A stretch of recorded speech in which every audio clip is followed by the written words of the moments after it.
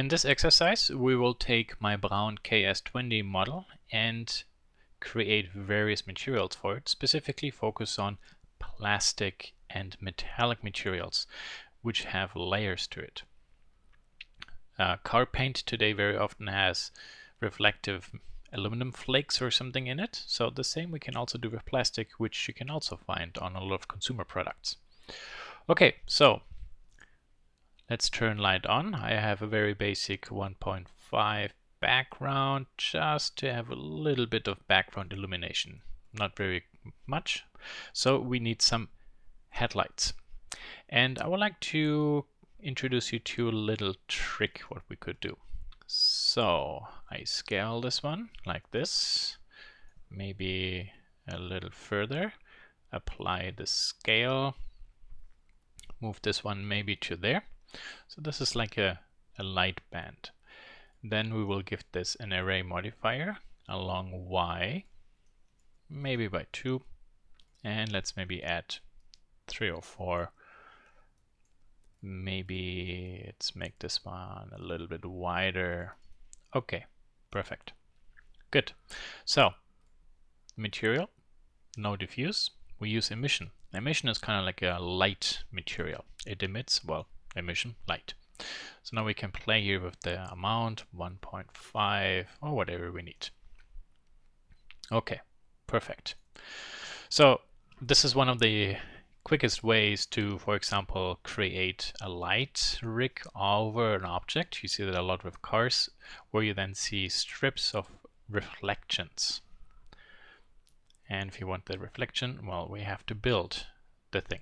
And doing this actually with the mesh is a lot faster because we build it one time and then we simply array it. Perfect. Okay, so let's zoom in and we will work on the top area and try to create a nice plastic material that has some flakes in it. And the process is pretty simple. So let's say we want this one to be orange. So I can give this a nice base orange color. Okay, good. Then let's add a glossy. We can actually use maybe the sharp, for example, makes super sharp reflections, renders a tick faster. So maybe we can use it for the moment. And then we add a mix shader because these two we would like to mix. Nice. Then we need the Fresnel to take care of how between diffuse and sharp is blended. See, now this looks totally computer graphic and wrong, and this looks a little bit more realistic. Nice. Okay, good. Before we continue, I will actually add another small light here. Whoops, rotate it 45 and maybe to there. Move this up. Ooh, way too big. There, maybe a little bit higher.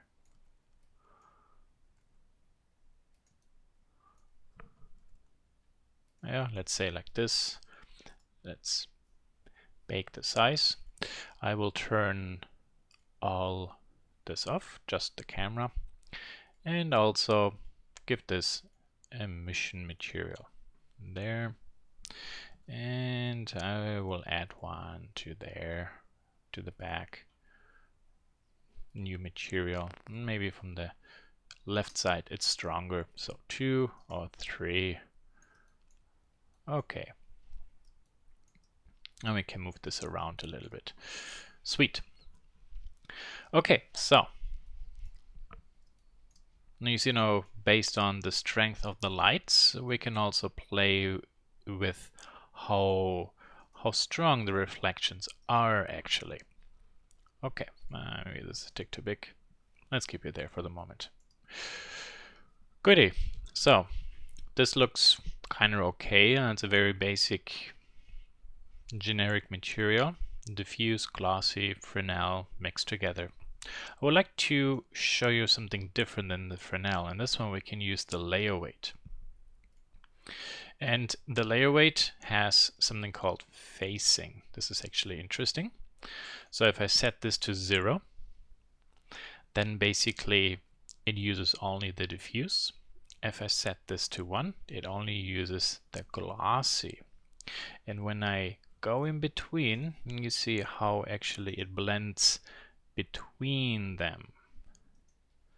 So the smaller I get to 0, the more I only see diffuse, the less of glossy. But from the center to the edge, there's also, as you can see, the reflection gets stronger. So this works similar to the Fresnel. We just more deal with, let's say, percentage. So this actually offers a little bit more of creative freedom, and I found that a layer weight here is 0.1. Is it 0.1? No, 0.05. Let's see. Yeah, see, this value is, for example, very close to the Fresnel. Okay. When do I use the layer weight? Similar like in this case, very often I have the Fresnel, so I can see what value is maybe physically more accurate, and then if I don't like the reflection strength, I can go ahead and maybe override it a little bit, because again, you can do something for realistic rendering, or you can do something that looks visually interesting. Okay, good. Let's keep this one for the moment. So now I actually would like to have something between the diffuse and the top clear coat. So a new layer of material. So how do we do this? This is actually pretty easy. I move my materials to there. These two I duplicate, move this one to there, and then this and this I connect, make a copy and bring this one over. So what do I have now? I have diffuse mixed with a glossy, and this result is mixed with another glossy, and in each case there is also a layer weight. So what I can do now, for example, is maybe make this one 0.2, so it's nice and blurry. Let's remove this one for a moment, zoom in so you can see what's going on, maybe 0.5. There you see this is actually all reflection. If I set this to 0, there you can see where it's gone. So this way I, for example, can have a reflection that is kind of like in between the diffuse and the clear coat, and make it a little bit blurry by playing with the roughness value. Okay, so let's talk about metallic reflection. Because if we have clear coat, we will have a white color. If we have, for example, metal flakes suspended, and these metal flakes have a color, we actually do not deal with plastic, which has a white reflection. We actually then deal with a metallic reflection, which we can actually, in this case, tint.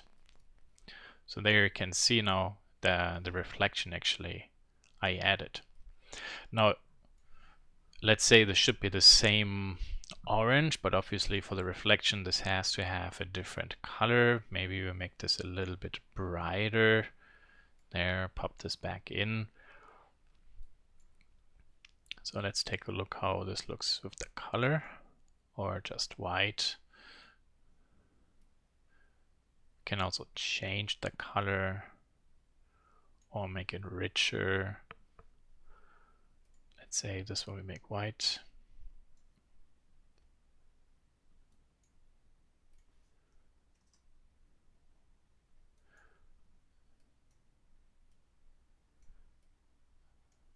There you see, there is just a reflection on it. And maybe now here in my case, I will go ahead and say, maybe I want more power to it. So I just increase this a little bit, 0.2, to make it nice and blurry. So this starts to look better. Let's give me back the original orange I had. Now this is way too strong, maybe to there. I see, there's that nice shininess. Looks nice and smooth, like silky. So you see, this was a nice application of the layer weight.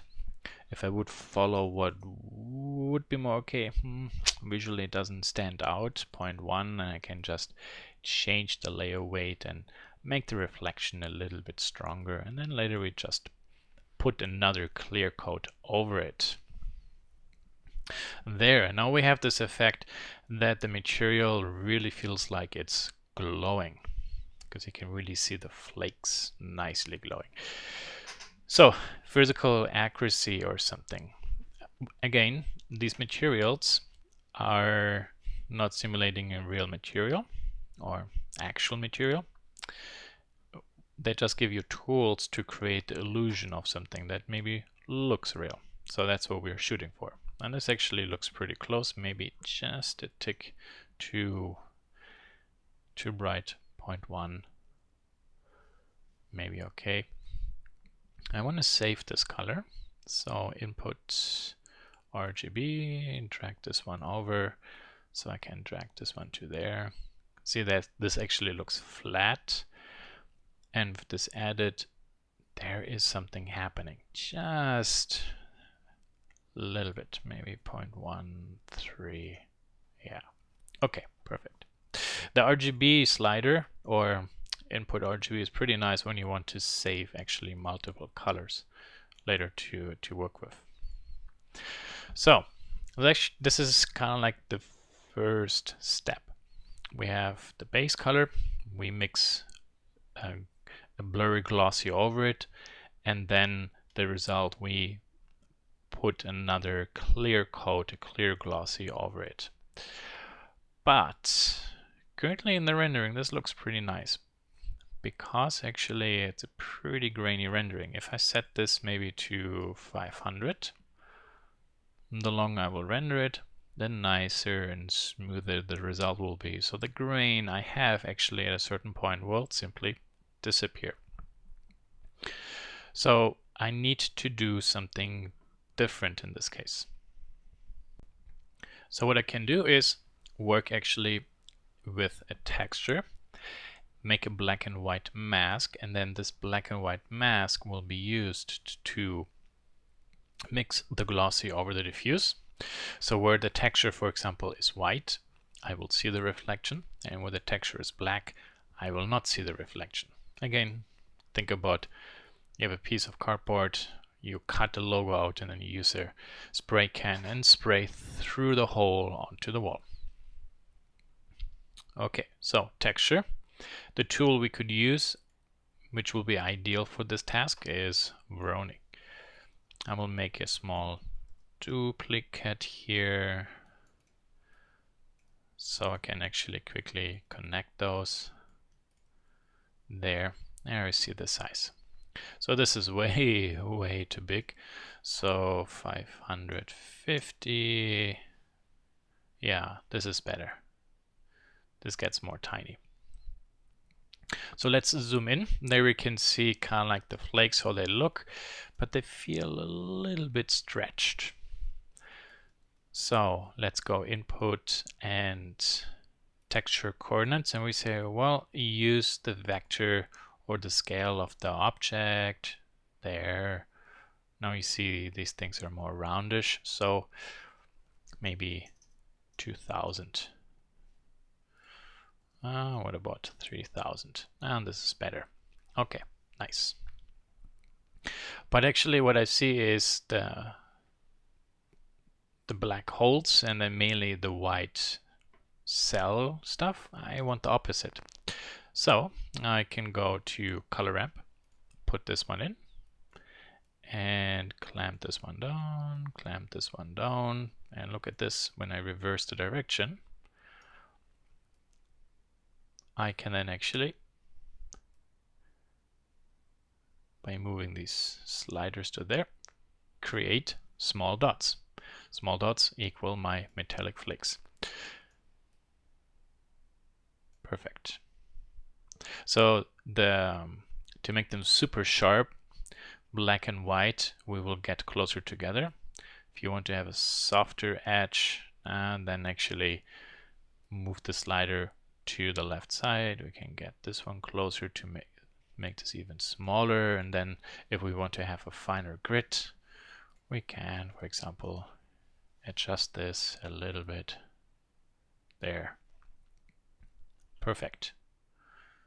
Looks pretty good. Let's zoom out, and there we have now a really nice fine grid. So why is this actually useful? So again, this is kind of like a black and white mask. And I could say now, well, use this black and white mask to blend, please, between this diffuse and this diffuse. So let's zoom in.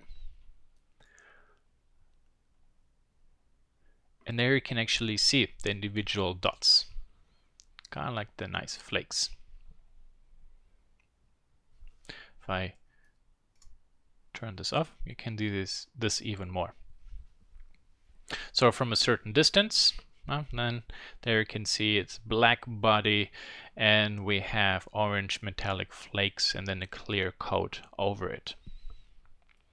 Well, this is actually kind of like an orange body with here, there specifically, we see this nicely, those dots. Pretty awesome. So if we set this to rough, or maybe 0.2, you can see we can even play a little bit with the strength of these dots.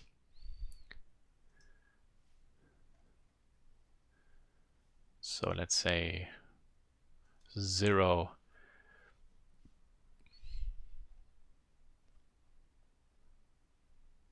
Then, so I put this to 0. So why do we see these dots actually only there? Well, the main reason is actually that's the light that's reflected here. If I set this to 0.1, this works a little bit better, and you see how this all nicely feathers out a little bit more. Okay, great. Good. So now let's take a look from a distance. I will let this run for a moment, but you see, even with more samples and samples, this graininess remains, because again, that's a mask. And if I turn this off, then that's basically the true reflection and how blurry it is. So let's bring this back to there. So what can we else do? Well, maybe we should set this to 10,000 to get these dots more packed. There was way too much space in between. 15,000. Yeah, this is pretty good. Okay, lots of nice flakes. And here's a nice little trick. Let me turn this one off. I actually maybe do not want these flakes to be at these edges or so. So is there something I can do? Well, we have my layer weight, so I can put the layer weight in there, but then you see it only reflects there the most, and here the front is gone, and it's not having the same strength. If I bring this one back, then it's all, the grain is back, but it's just uniform. Well, the little trick is our math node. We can set this to multiply, put this one in there. So we say phasing value multiplied by whatever comes out of here. That will then be there. Or add, or mix. Do we have a mix? No, it's just a multiply, yeah. So maybe we can play with this a little bit, bring some color back, but then it's more noise, as you can see. So there we have it a little bit. But now you see there's a little bit of strength simply going away. So I take this and bring this closer to there and just rotate it. And I actually want only to see the result of this area. And there you can see there are actually the flakes, but they're a little bit hidden by the glossy coat. So to see those reflections, obviously you need to have an object that's nice and bright that will show up. So this effect is maybe not as strong as I want. So what can I do? Well, let's put another math node in between, and then we multiply this by 2 or 3. So we can bring a little bit of power back.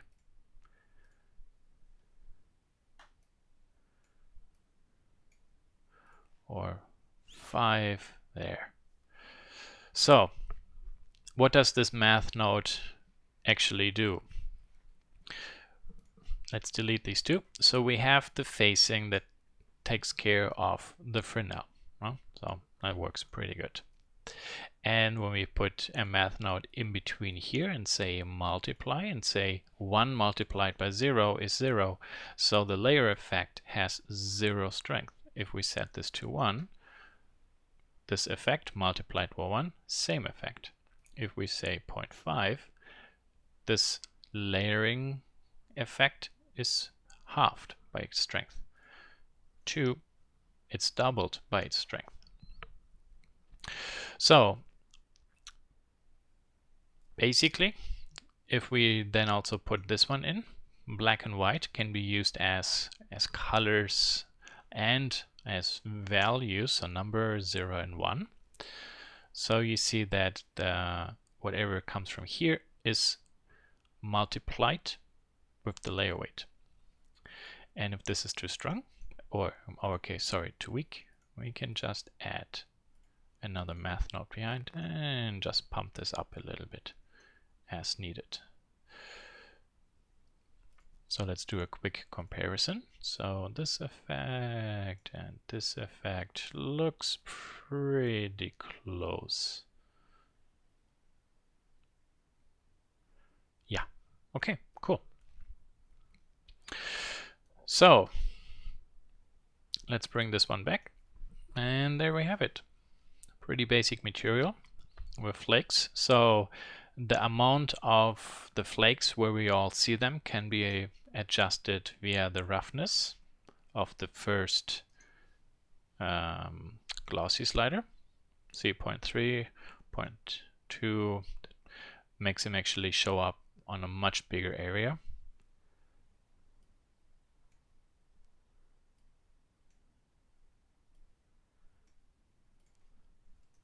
And then via the Braun texture and the color ramp, and then a smart double amount of the multiply nodes, we can actually bring back the value and of the reflection, and we can kind of like stencil this blurry reflection where we need.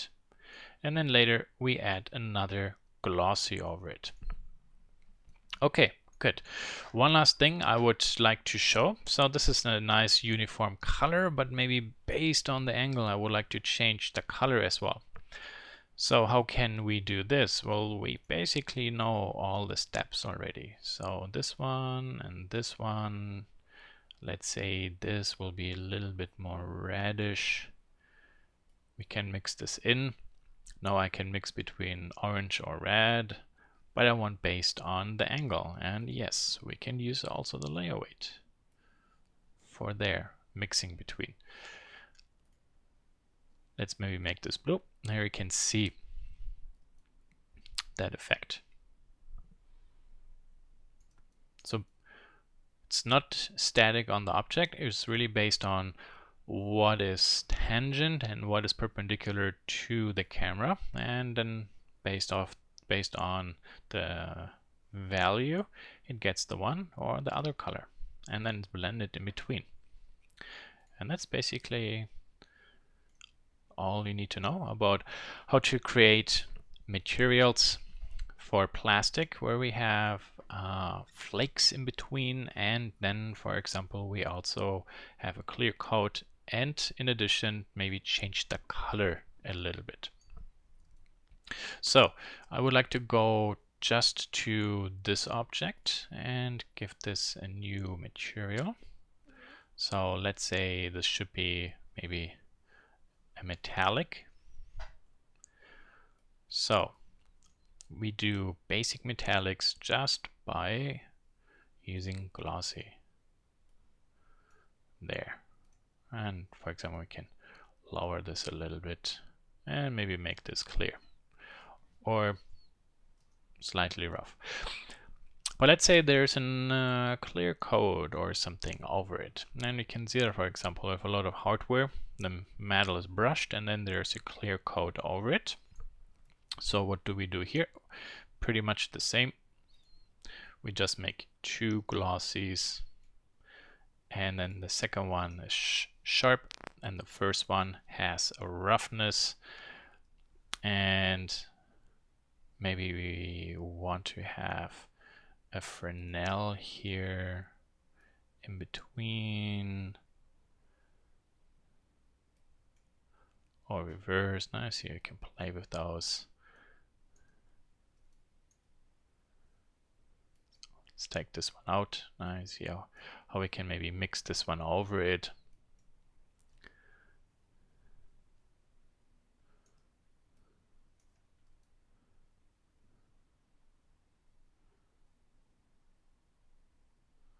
So there. This way then we can create interesting metallic looks. Also here, because this is a metal, this one, for example, we could give a color as well. So let's say this is anodized aluminum, and then later we put a clear coat over it. And in case this should only be aluminum, well, obviously we only need one glossy, but in case there is a clear coat later put over it, to seal it, we need to have this added to it. Okay, perfect. That's everything.